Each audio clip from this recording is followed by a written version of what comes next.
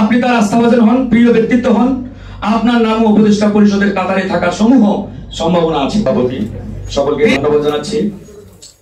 তো আজকে আমরা সবাই কথা বলা শুরু করেছি। উপদেষ্টা পরিষদে ইতিমধ্যে ফ্যাসিবাদের দোসররা যে কোনো কায়দায় যে কোনো ভাবে অন্তর্ভুক্ত হয়েছেন, জায়গা পেয়েছেন, কিংবা তাদেরকে জায়গা দেওয়া হয়েছে।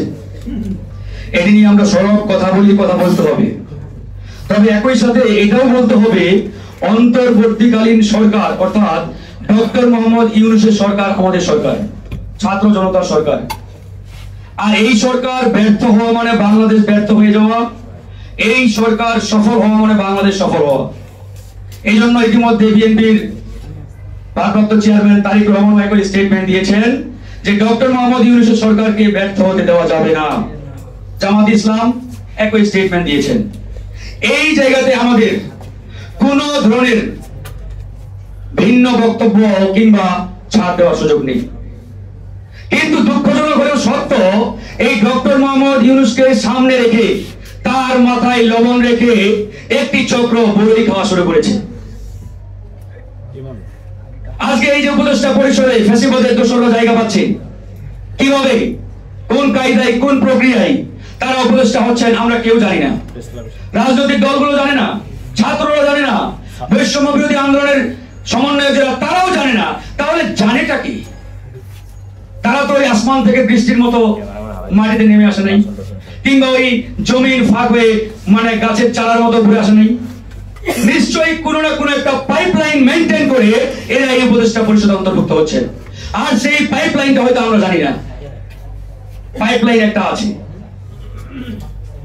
এই সরকার যখন এই বিপদের মুখে পড়ে, থ্রেটের মুখে পড়ে, তখন এই রাজনৈতিক দলগুলোকে আহ্বান জানাই, আপনারা আসেন, রাজপথে পাহারা বসান। আর আমরা সারাদিন রাজপথে পাহারা দেই, সন্ধ্যাবেলা টেলিভিশন চালু করে দেখি যাদের বিরুদ্ধে সারাদিন পাহারা দিলেন সেই ফ্যাসিবাদের দোসরদের এরা মন্ত্রী বানানোর জন্য বঙ্গভবনে ডাক দিয়েছে। এর চাইতে লজ্জার কি আছে আপনারা বলেন? সারাদিন রাজপথে ঘাম ঝরালেন, রক্ত ঝরালেন ওই হাসিনার দোসরদের বিরুদ্ধে, আর সন্ধ্যায় মোবাইল চালু করে দেখেন হাসিনার দোসররা বঙ্গভবনে রওনা দিয়েছেন শপথ নেওয়ার জন্য। এই হচ্ছে বাস্তবতা। এগুলোর বিরুদ্ধে আমাদের রুখে দাঁড়াতে হবে। যেমন এই যে আমি বললাম, উপদেষ্টা পরিষদে কোন কায়দায় কিভাবে কে আসছে আমরা জানি না, অনেকেই জানে না। কিন্তু এই কায়দা কানুন তো একটা আছে। আর সেই কায়দা কানুনের অন্যতম কুশীলব যদি আমরা মনে করি এই উপদেষ্টা পরিষদে একজন প্রফেসর আছেন, ঢাকা বিশ্ববিদ্যালয়ের সাবেক শিক্ষক, তিনিও একজন। আপনি তার আস্থাভাজন হন, প্রিয় ব্যক্তিত্ব হন, আপনার নাম উপদেষ্টা পরিষদের কাতারে থাকার সমূহ সম্ভাবনা আছে। তিনি গত বছর একটা স্ট্যাটাস দিলেন ফেসবুকে, আমার প্রিয় ব্যক্তিত্ব, প্রিয়জন মোস্তফা সরওয়ার ফারুকী, তিনি কিন্তু গত পরশুদিন শপথ নিয়েছেন।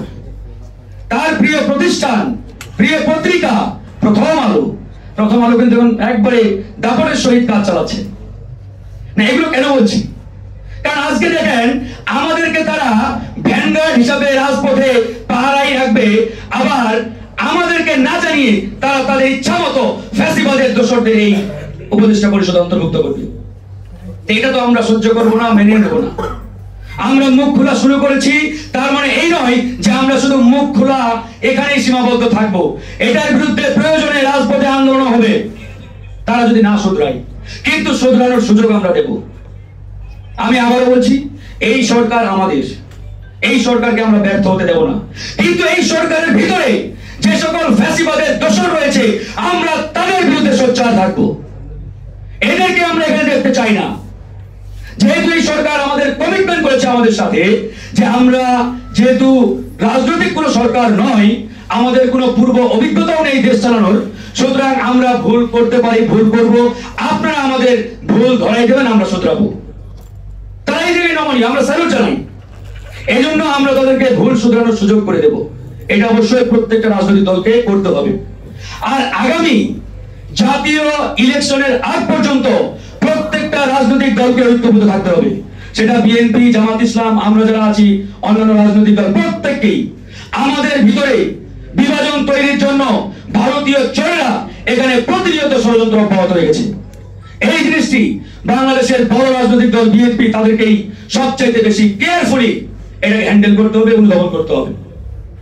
কারণ আজকে আমাদের মধ্যে যত দূরত্ব তৈরি হবে তত ফ্যাসিবাদের দোসররা এখানে আমাদের উপরে জেগে বসার চেষ্টা করবে।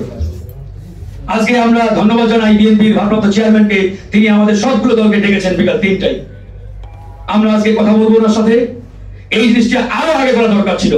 আমি এর আগেও একাধিক বৈঠকে বলেছি যে বিএনপির চেয়ারপারসনের উচিত আমাদের যুগপৎ আন্দোলনের শরিক যারা প্রত্যেককে নিয়ে মানে অন্তত মাসে একবার হলে বৈঠক করা।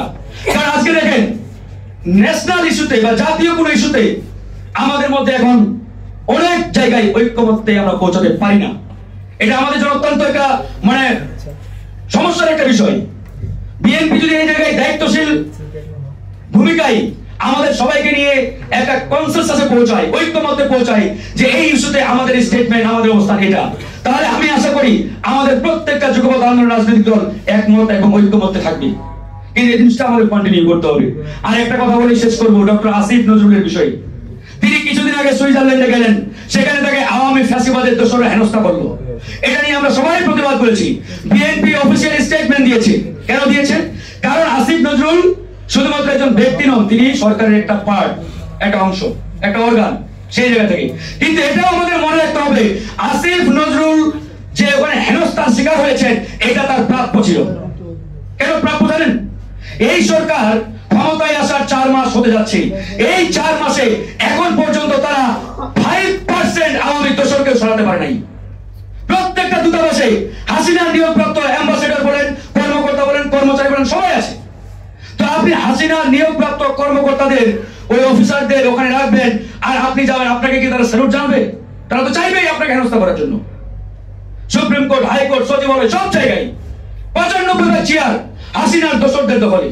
তারা এগুলো কেন করছে না আমরা জানি না। আমরা বারবার বলেছি এই জায়গাগুলোতে অতি দ্রুত সংস্কার করতে হবে।